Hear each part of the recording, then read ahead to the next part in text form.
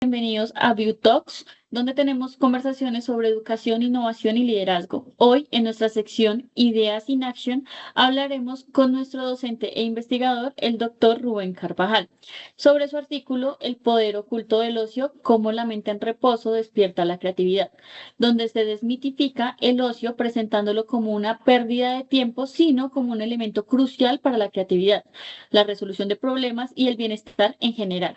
Hola, doctor Rubén, ¿cómo estás? Hola, ¿qué tal, Erika? Gracias por la invitación.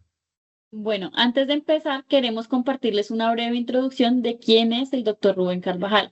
Su carrera se ha definido por la convergencia disciplinaria, químico de formación, inició su trayectoria investigadora en neuroquímica y bioquímica en 1978. Tras 25 años en cargos directivos en las industrias farmacéutica, química y tecnológica, en el 2008 retomó la investigación y la academia enfocándose en la neurofisiología y sus aplicaciones en la educación y los negocios. Se le reconoce como un emprendedor del conocimiento y un apasionado defensor de divulgación de la neurociencia. Después de esta breve introducción, queremos darle paso a la primera pregunta. Para esta pregunta inicial, podemos notar que en tu artículo inicias con la anécdota de Arquímedes. ¿Cuál es el riesgo de la sociedad moderna hiperproductiva que ignore o incluso castigue los momentos de ocio creativo? Sí, yo empecé con eh, esa anécdota de Arquímedes porque él, para descubrir eso que descubrió, ese famoso momento eureka de una tarea que le mandó el rey de Siracusa, él estaba relajado en ese momento, pero él había trabajado mucho sobre esa idea. Entonces, yo creo que las sociedades actuales están quizás a lo mejor haciendo demasiado énfasis en la hiperproductividad, pero quizás no tanto como castigo, sino porque a lo mejor no tiene muy claro en algunos casos que el ocio, bien entendido, puede ser un ayudante para la creatividad. Eso también es importante mencionar, de lo que pude revisar de tu artículo, es que cuando señalas que ocupa todo el espacio mental, se pierde el ocio significativo, que es cuando se permite conectar las ideas aparentemente inconexas, ¿cierto? Exactamente.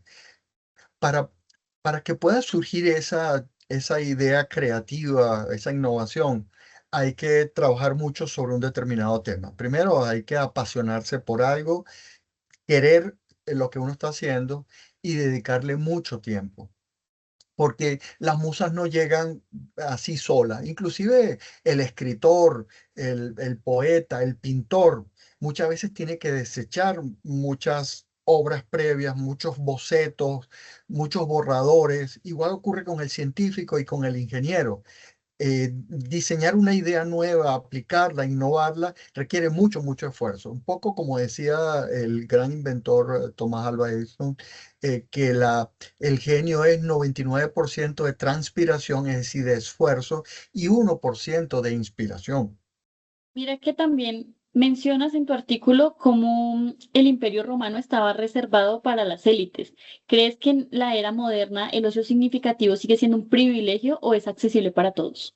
Depende. Yo creo que el ocio actual es un pseudo ocio en el cual los dispositivos móviles, los celulares, anteriormente era la televisión, pero la televisión en sus orígenes no era interactiva.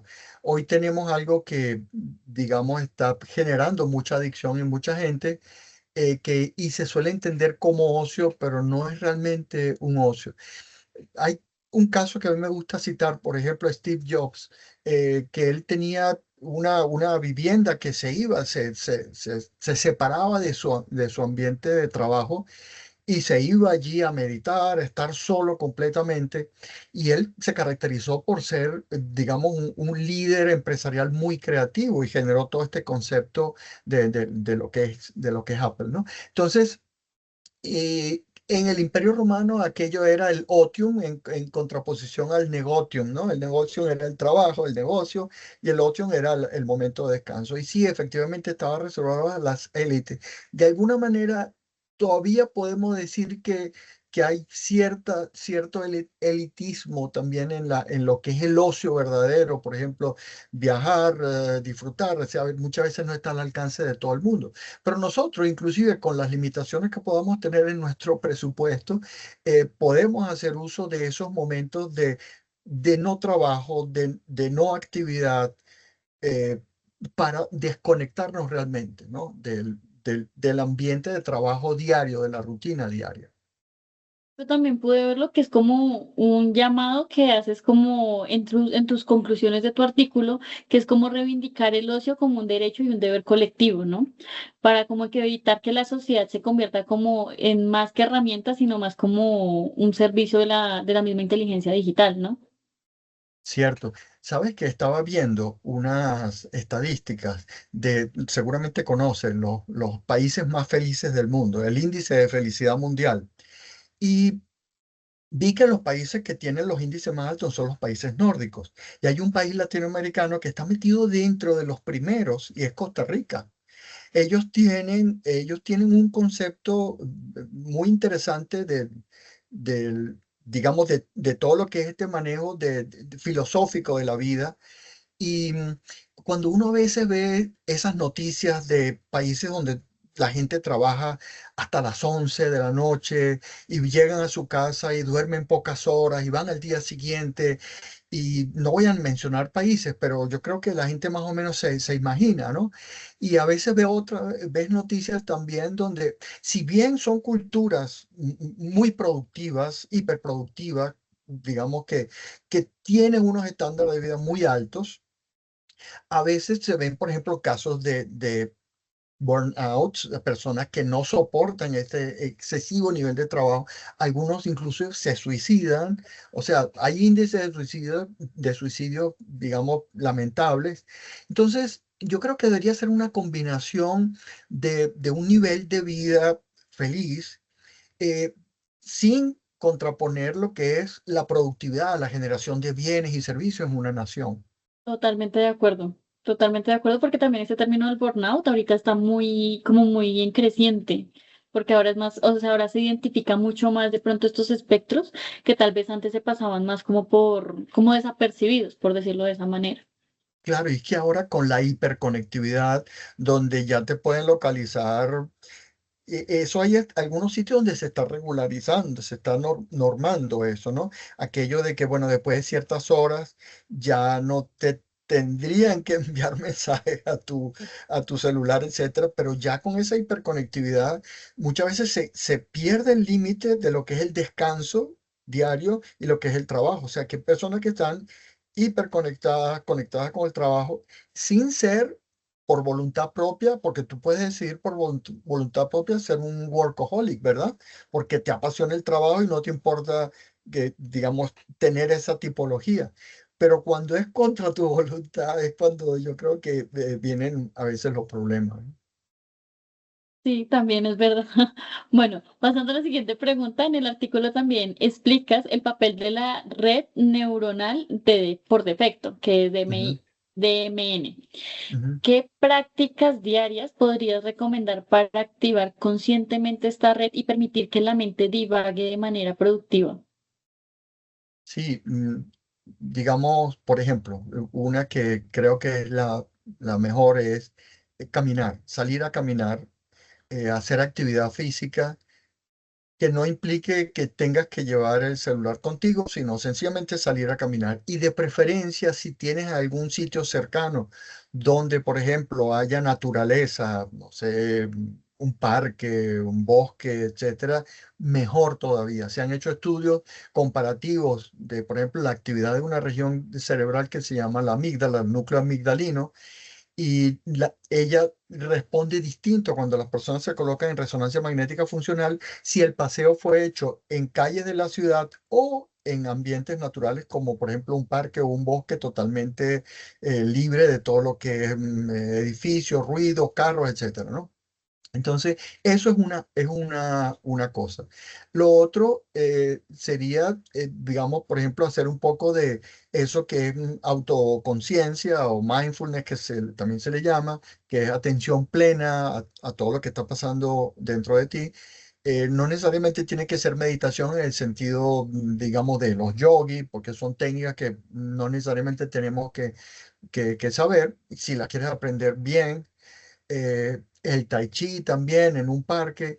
Es decir, son distintas técnicas que en particular cuando se produce la desconexión puede dar lugar a que la red por defecto es sencillamente no hacer nada. Puedes estar, digamos, acostado en la hamaca o sencillamente viendo las estrellas, pero es un momento de no conexión, de no actividad, poner un poco ese cerebro en descanso. Cuando estás consciente de que lo estás haciendo intencionalmente, este, de pronto, si tienes alguna actividad pendiente en la que vienes trabajando, es muy probable que surja ese pensamiento, inclusive en la ducha. A veces duchándote, cuando te pones ahí debajo, sientes como si estuvieras metido en una piscina o en un río, que verdad, entonces llega un momento en que es como que te desconectas del mundo y ahí pueden aparecer esos pensamientos que se activan por la red neuronal predeterminada o por defecto.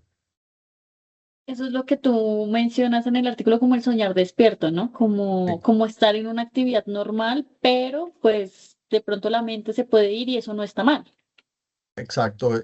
Y no está mal, exactamente. O sea, esos momentos de divagación, digamos, a nivel de enseñanza, en educación, ya que somos una universidad y estamos en este mundo educativo. Muchas veces el docente tiende a, fulanito, fulanita, ¿en qué estás pensando? ¿Tienes la mente, estás como oído, y no se dan cuenta que a lo mejor ese niño está allí pensando en, digamos, está divagando, pero esos momentos pueden ser momentos inspiradores. Si el docente sabe manejar eso, puede inclusive lograr potenciar creatividad a partir de esos momentos, ¿no? Llamémoslo así, momentos de no tiempo, es decir, como algo así como desconectarse temporalmente del presente, ¿no? Seguimos allí, pero nuestra mente en un momento dado se desconecta. Me imagino que esto está conectado, bueno, con esta siguiente pregunta, que es como la dopamina con la serotonina y la relación con el ocio. Me imagino que está conectado. Y en este caso queremos preguntarte, ¿cómo podemos educar a las personas para que elijan actividades que promuevan el bienestar a largo plazo? En este caso, pues sería la serotonina, o en lugar de gratificación instantánea, que puede ser más la dopamina. Claro, hay una cosa hay un test que se le hace a los niños que se llama el test del malvavisco, el test del marshmallow, en el cual a un niño le ponen un malvavisco y la maestra y le dice, si te esperas un momento, lo dejas solo en una habitación, en un salón, si te esperas un momento, cuando regrese, te voy a dar otro malvavisco. El niño de 4, 5, 6 años puede optar por autocontrolarse y esperar esa segunda recompensa que significa más dulce, más gratificación, más placer, ¿verdad? Más dopamina. En ese momento de expectativa de la recompensa, también se está activando nuestro circuito dopaminérgico, porque el circuito dopaminérgico funciona por etapas. A nivel del tronco encefálico hay una región que se activa, luego envía información a otra estructura que está más a nivel subcortical, pero en el área medial del cerebro, y luego a la corteza prefrontal. Entonces, la sola expectativa de que va a haber una recompensa activa el circuito. Luego, cuando se obtiene y nos hacemos conscientes, oh, qué placentero, este es otro proceso. Entonces, en realidad, serotonina y dopamina están muy cerca las dos, se trabajan muy en conjunto. ¿Por qué? Porque yo obtengo una recompensa y ese estado que me produce, si es un estado de bienestar, yo me voy a sentir bien. O sea que no hay, digamos, los dos neurotransmisores o los dos circuitos de estos neurotransmisores trabajan muy en conjunto. Cuando, volviendo un poco también a lo que hablábamos de la actividad física, cuando Ujú, hablamos de esto y ¿cómo podríamos decirlo, de este ejercicio físico y el sueño, cómo influyen para que el pensamiento divergente se active? ujú. O también podríamos preguntar ¿De qué consejo le darías a una persona que busca potenciar su creatividad a través de un estilo de vida que incorpore estas prácticas? Sí, el ejercicio físico funciona de la siguiente manera. Siempre se decía que el ejercicio físico ayudaba porque oxigenaba las neuronas, etcétera. Ese era un poco más o menos el conocimiento de divulgación popular que existía. Eric Kandel en una ocasión dio una conferencia donde explicó muy claramente ese proceso. ¿Qué sucede? Cuando hacemos ejercicio, estamos haciendo que los huesos, que tienen unas células que se llaman los osteocitos, liberen una hormona que se llama osteocalcina. Esa hormona va a la sangre, es una señal que manda a los osteocitos como para decirle al cuerpo, hey, mira, este señor que está aquí está maltratándome mi esqueleto. Ok, entonces manda esa señal de osteocalcina que tiene distintas rutas y entre las rutas que tiene llega al encéfalo, llega al sistema central, al cerebro, y allí por una serie de mecanismos bioquímicos activa un señalizador intracelular, que es una proteína que se llama BDNF, que es el factor neurotrófico derivado del cerebro. Y ese BDNF es sumamente útil e importante es como una especie de fertilizante de lo que es las nuevas formaciones sinápticas. Es decir, él hace que la neurona dé una orden genética a nivel de su núcleo y haga que entonces se produzcan nuevos brotes, lo que se llaman los brotes sinápticos. Claro, eso no ocurre de inmediato. Se han hecho experimentos con raticas donde se les pone algunas aisladas y a otras se les pone a trotar constantemente en la ruedita y luego analizan sus cerebros y se ve que hay proliferación de nuevas formaciones de proyecciones sinápticas, inclusive de neurogénesis, porque hay una cosa que es la formación de la neuroplasticidad como tal, que es la formación de nuevas conexiones entre las neuronas que existen, y otra que es la neurogénesis, es decir, formación de nuevas neuronas, que eso se produce en apenas dos regiones del encéfalo. Una de ellos es el hipocampo. Y esas raticas producían nuevas neuronas, de manera que ese es uno de las primeras sugerencias en el ejercicio. Y, y lo otro, el sueño, fundamental. Y no dormir 3 horas ni 4 horas. Es decir, hay gente que se jacta de decir que son muy productivos y tal. Y el sueño hay que cumplir, digamos, desde la adolescencia hasta los adultos ya mayores. Ya después de cierta edad se empieza a reducir un poco el número de horas, pero 7, 8 horas son importantes. Eso se hace poda neuronal, se hace limpieza, digamos, a nivel neuronal de residuos tóxicos que generan las neuronas, permite la consolidación de las memorias. Y, digamos, si vienes trabajando sobre una idea, es posible hasta que sueñes con eso que estás trabajando. Y como los sueños son a veces muy simbólicos, si aprendes a decodificarlos y saber que no son más que simbolismo, puedes inclusive extraer de los mismos sueños información que te puede inclusive ayudar. Si un sueño te despierta a las 3 de la mañana con información que tú sientes que es como que te puede ayudar tu idea, mi sugerencia es levántate, ve, escríbela o si hace falta, baja la computadora y lo escribe y después sigue durmiendo.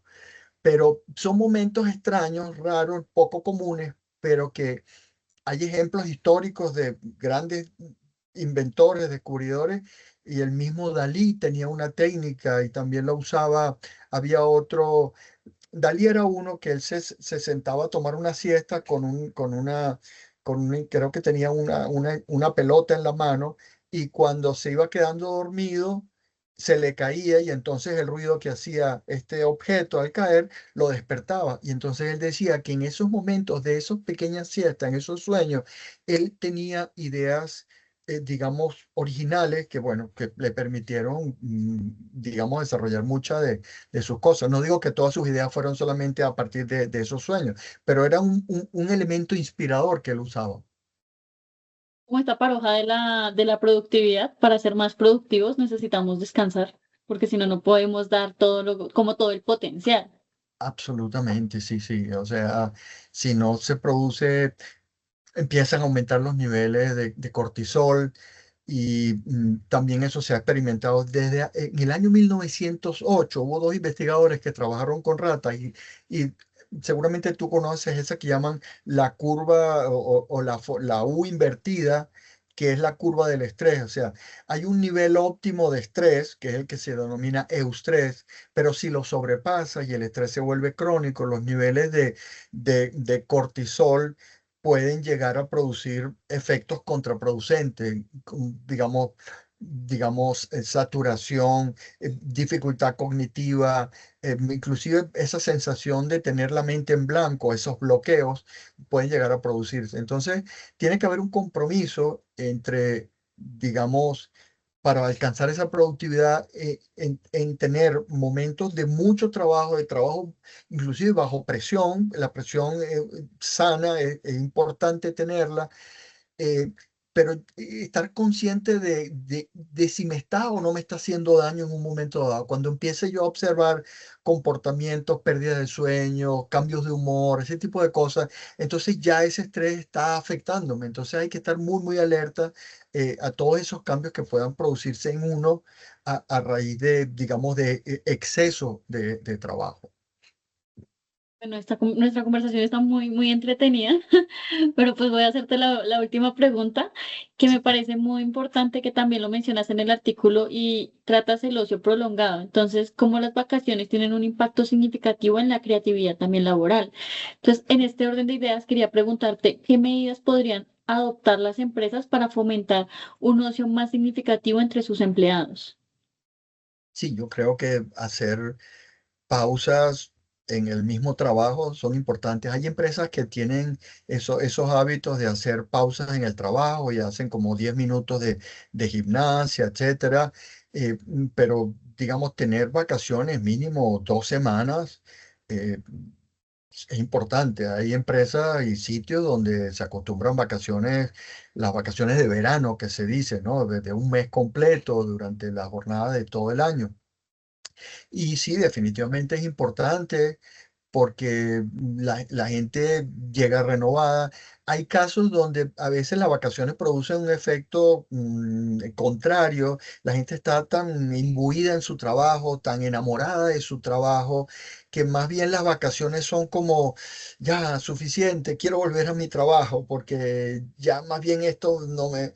¿No? Entonces depende, pero un periodo, digamos, 2 semanas, se han hecho estudios, hay publicaciones, artículos arbitrados que dicen que sí, que efectivamente durante esos periodos de vacaciones las personas inclusive pueden retomar ideas que tenían pendientes y con calma, sin la presión, digamos, del jefe inmediato, de la organización de inmediato, pues la persona llega y a lo mejor dice, estuve pensando en aquello que estábamos trabajando y se me ocurrió otra forma de enfocarlo, etcétera, ¿no? O sea que sí, definitivamente es importante que valoremos ese ocio.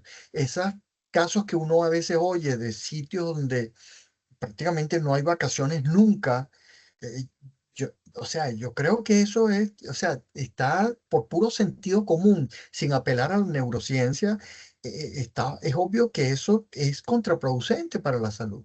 Igual que los casos de los turnos nocturnos, donde la gente irrumpe, o sea, altera sus ritmos circadianos. Hay casos donde se ve los trabajadores nocturnos que no alternan con, por ejemplo, una semana de día, una semana de noche.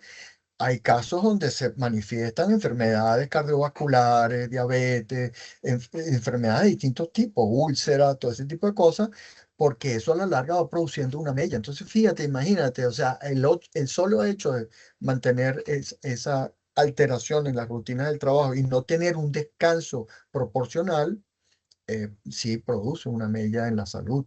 Bueno, muchísimas gracias, doctor Rubén, por haber participado de este espacio y queremos también preguntarle a las personas que nos escuchan si estarían dispuestos a tomarse espacios de ocio lejos de pantalla para aumentar su creatividad o creen que las ideas vienen desde el trabajo constante y sin descansos. No olviden dejarnos sus comentarios en nuestra cajita de respuestas y si quieren leer el artículo completo del doctor Rubén Carvajal, los invitamos a que puedan acceder al link que también está en la cajita de la descripción o pueden visitar nuestra página web donde hay más artículos con temas interesantes. Nos vemos en un próximo capítulo de View Talks.